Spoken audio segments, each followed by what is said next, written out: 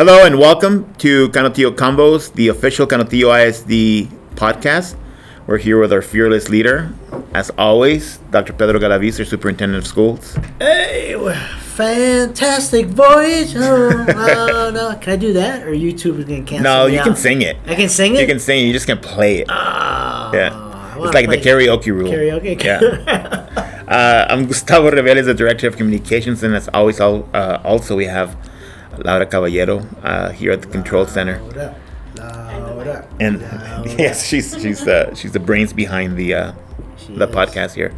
But Doc, today we're going to talk a little bit about the Growth Survey 2023. We had a survey go out to the community earlier this month.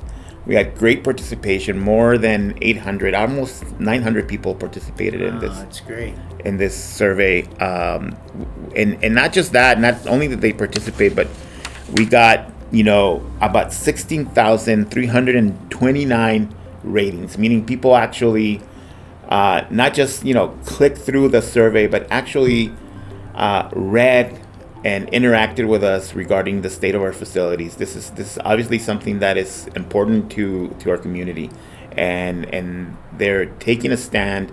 And again, whether they're when we talk about bonds, whether they're for or against, they recognize the importance of facilities and the importance of letting us know what they're thinking regarding this issue. Yeah, and you said bond. I did. And bond is like that four-letter word. Well, it has been for us for the last 2 years, yes. But I want that other four-letter word that was said by one of our trustees, yes. Borrego. Pass. Yes. PASS. And again, we went out because we want to know what are people thinking when it comes to our growth, and how are we going to plan our way out of what we're dealing with when it comes to growth, equity, safety, security, programming, and the reality, we went out there and we asked the people a very simple question is, given our limited resources, right? We have limited resources in the district, and the need to prioritize our money. What is the most critical issue impacting our facilities according to the community? And we gave them 4 options. These are the 4 main options that we have identified, and of course those include safety and security, the upgrade of existing facilities, the maintenance repairs like roofs, and building new schools.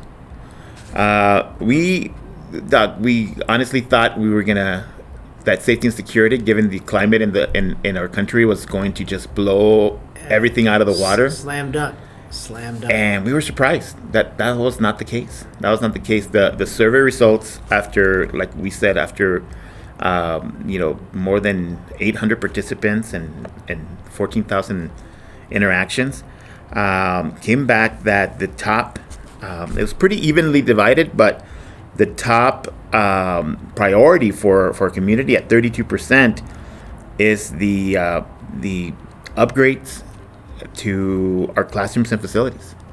They feel that our classroom facilities need to be upgraded and making sure that they're up to par. And that's what we showed in our facility master plan, in our growth. And our buildings are old.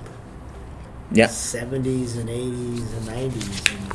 And what was taught way back when, just a classroom that we're using for CTE versus a state-of-the-art lab health, robotic center.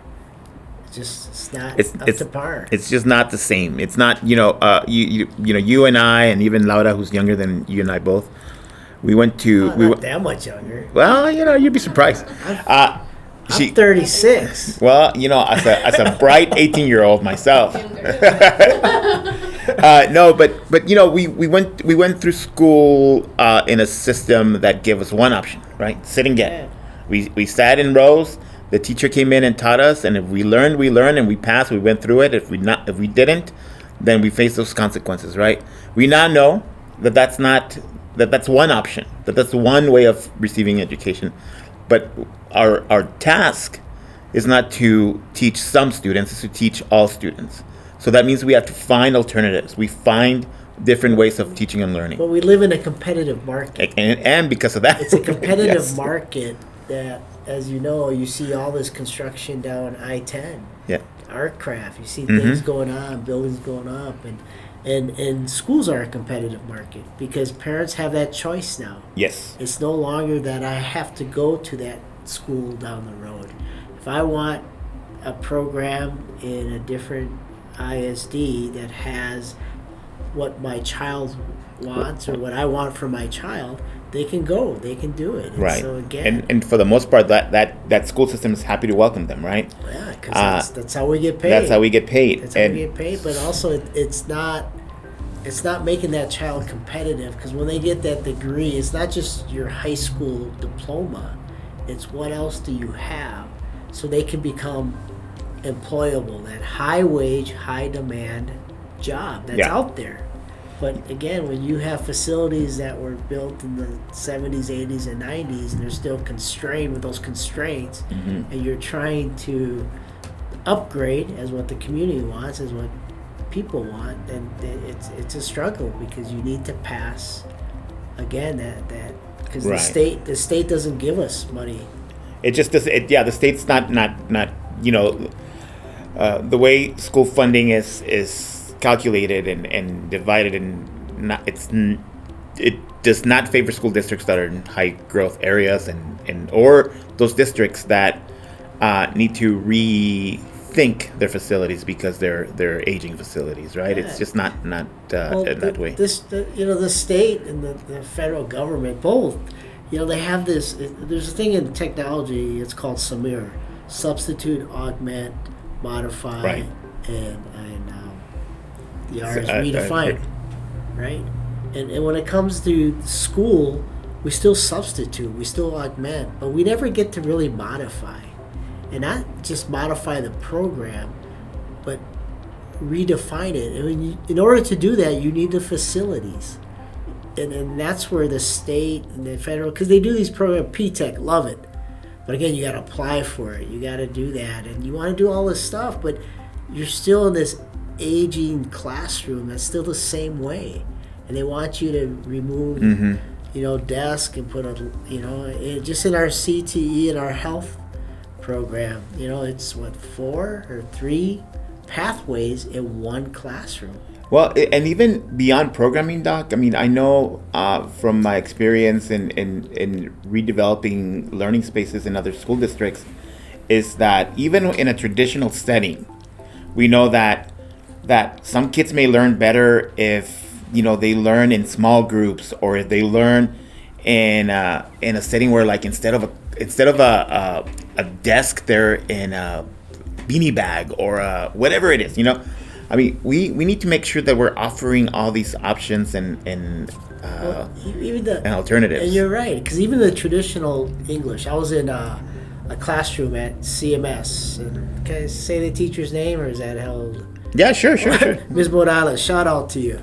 And she had centers, but she had that traditional classroom with desk, and it wasn't set up as, the centers for the kids that collaborate. Her pedagogy was great, but she didn't have those resources, the learning environment to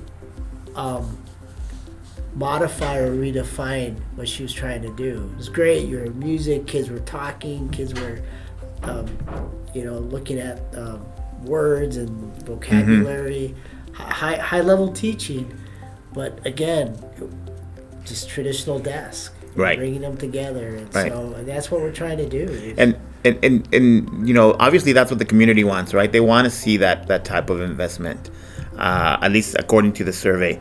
And what the school board has tasked us to do now is to develop a community-based assessment of facilities that will help us determine how we get there, right? And we're going to develop a program that is going to include a wide range of stakeholders in our community. Of course, students, of course, parents, of course, teachers and staff members. But more importantly, we need to make sure we're reaching that segment of the community that we haven't been able to get a hold of, that we haven't been able to engage with, or that has been negative in their sentiments towards engaging with us in a significant manner. And that's the opportunity, because as this survey that we put out, 62% were in favor of the bond. Right. But again, when the results came out, it was the other way. Right. 62% were against it. Right. And then your community message this month, this week points that out, right? That the fact that this participation rate is great, except we're talking to the people that seem to already be engaging with us, and that's great. With those people, we tend to do well. But there's obviously, given the results of the previous 2 bond referendums, that there is a segment of the community that we're not engaging with. What were the area codes zip codes that just...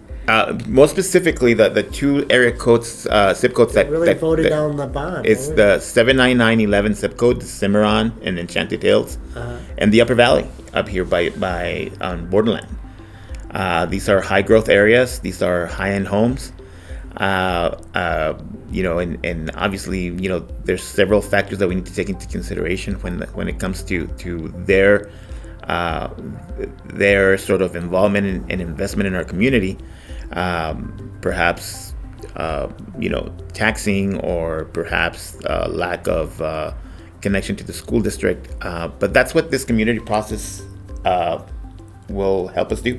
I think that's the challenge, especially for me. It's like, because you're trying to, when someone says no for the bond, like those signs that we had and all that, yeah, it's water under the bridge, let's move forward.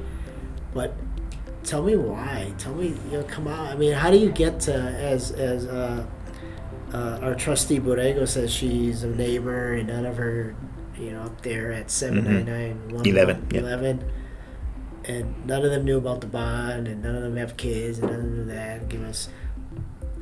Well, how do we connect to them? Because it's not like they come to our schools every day. It's not like they're part of our system. They're not following us on Facebook. They're not correct. They're not even listening to this. Right. They're not part of our world because they don't need to. Right. They don't. They don't think about schools until they have to, because either they're voting for a bond or a board member, or their tax bill gets to their home. Right. So we need to develop a system to better engage with them. And that's a challenge. I think that's a challenge that we as an administration have to really find a meaningful way to go out to them, get their concerns, figure out what's going on there, what needs to happen in order for them to really and I don't mean engage with us as in come to our place and come to all. We understand that people lead busy lives, but definitely understand what our role is, what our mission and vision are, and how we get to a mutually beneficial relationship here. I guess for me, my quandary, is like, my kids are 2018, 2020. Mm-hmm. Empty nesters, not empty wallet, empty wall, just empty nester, because they still take money, but understanding that better schools, investing in schools, investing in our youth, is an investment in our community, is an investment in, like when a city wants parks and wants all, they have passes, right? The city, again, play at different rules when it comes to bonds and passing, but that investment in your community is again, it's like investment in a park, in better roads, like we see TxDOT. They're investing because of the infrastructure. You need that infrastructure, and schools are part of that infrastructure. And you build and out. That takes money to invest for our babies, for our kids that are in those schools, and not only, and it leads to a better region, a better Canutillo, a better El Paso, a better Texas, a better United States, a better Mexico, a better everything, better world, a better border, and that's I think that's gonna be our. I mean, we know that, right? We know that as a school district that a good school system is good for everyone and it's good for the entire community. We do know that. Then why do they vote against this? Well, I think that they don't know. I think we know that as a school district. I think our challenge is to communicate that and to make the people understand that, right? If you talk to realtors, they understand that, but it's getting it down to the to that ground level, to the level of those people that are paying taxes and who, frankly, I mean, we're all going through the same sort of economic outlook right now, right? So it is understandable that people have concerns about increasing taxes and all these issues, but we also need to do our part in communicating our role in improving our entire community, and that it's not free. We can't do it without nothing in life is free. Right. Not even love. Right. Love isn't free, Laura. No. It's not. It's not. You got. It reminds me of when I was going through journalism school, and they were telling us about double checking things, and our teacher would tell us, if your mom tells you she loves you, get a second source. Right? And that's true, because everything takes work, everything takes effort, everything takes time, and I think what I'll say troublesome, concerning, opportunity, challenge, whatever word you want to use, is that as we continue to wait, prices continue to escalate. Yeah, they do. So I'll throw this figure out there, Doc, because we spoke to an expert in pricing and in school construction, and they were telling us that every year we wait is a 10% increase to our bond price. So that's that, and we saw that from 2021 to 2022 when people were asking us why we're asking for more money. It's not that we're asking for more projects or more things. We were pretty much trying to do the same thing, but it's just more costly. Every year we wait, it's more money. Every year that fixing that roof that we need, was fixing their roofs, is gonna $57 million right now, today. Yes. Today, it's the rough cost. Yeah. That 10% of 57 million is what? I'm about to math. Close to 6 million. 6 million. Look at that. Dang, Laura, math. So at 6 million, so that's what, 63 million. Right. Yeah. That's just in 1 year. It's 1 year. Time you pass it, that 6 million turns into 12 million, and then all your needs get worse, and your price gets higher. Prices get higher. So what we're excited about this opportunity. We're going to really engage with as many stakeholders. Or we're talking civic leaders, political leaders, religious leaders, anyone that has a stake in our school district, in our communities, and in neighborhoods. We want them to be part of this process. We're going to be thoughtful, methodic. We're going to be, really thorough in the way we approach this. We want to make sure that by the time we are done with this process and we come up with a solution to this problem, that it's a solution that was created from the ground up, that it was something that the entire community came together to develop. No, I agree. And I think a lot of us, again, I was just reminded about customer service. Mm-hmm. We were talking that before we went on. Right. We went on, and tell us how we're doing. Tell us, what do we do right? What do we do wrong? And we're open to the feedback. Right. Again, none of this. I have my degrees. You can't take them away from me. But it's about, this morning I was visiting classrooms, and I was in a 5th grade science classroom. I was listening to choir at CMS, and it's their future. And if we don't do something, who will? And so again, tell us how we're doing. And it's one of the great things about this survey that we did is that we were able to, we got some hard truths in it, right? Obviously people have tons of opinions, and the vast majority of them are valid, and we're taking them into consideration. But they also have very strong opinions about the great work happening here. And at the end of the survey, this program we use, without us altering anything, is able to give us some key summary findings.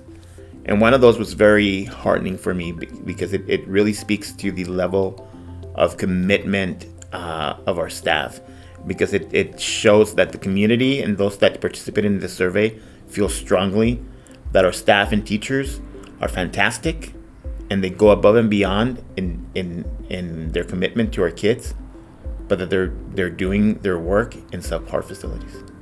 Yeah. Yeah. So obviously the community has strong feelings about our teachers. They love our teachers, but we have some work to do in order to convince people that that our facilities need some work as well. What others? They were interesting. Sure. The key summary findings were that and again, these are thoughts. These are not facts. But these perspectives are that we need new facilities at CMS and AMS, as well as Northwest Early College. Those were pretty prominent. That there's concerns about traffic overflow and traffic flow in our schools. There's concerns about safety and security as it pertains to teaching and learning. And there's, like I mentioned, the fact that our staff is not only qualified but dedicated, but that they're working in subpar facilities. There's also this belief that middle school is needed on the other side of the freeway in the Northwest El Paso, and that perhaps we have too many elementary schools for only 2 middle schools. So there's that as well. Like, again, doesn't mean that these are actually based on any sort of hard data. That's the perception in the community. So I guess what we're telling everybody, we're going to etch a sketch it, and we're just going to start, and we're going to hopefully modify what we're doing and redefine what we're doing in order to go get your input, get your perspective on what life is, on what not life is, but what we want our life to be, what we want our children's lives to be. But I do want to give 2 shout outs. Are we done? Of course. Yeah, we're done. We're done? I want to give a shout out to Officer Johnson at CMS. He was out there with his hat this morning doing traffic. But again, that's you want the infrastructure there at CMS on Bosque is not there to handle traffic without a police officer there. But he was out there conducting directing, traffic. And thank you, because it went smooth. But also the Coach Ramirez from the high school. Fiacro Ramirez, yeah. Fiacro, I love that name. It's a strong name. It's a strong name. I love him. He's going back to Del Rio. Texas, Head coach, a well-deserved defensive coordinator. He took some of my schemes from, went out there. I thought I first came here, and I was looking at his defensive back then with Coach Galaviz, and we did a little more different drills, more Green Bay Packer drills. No, I'm kidding.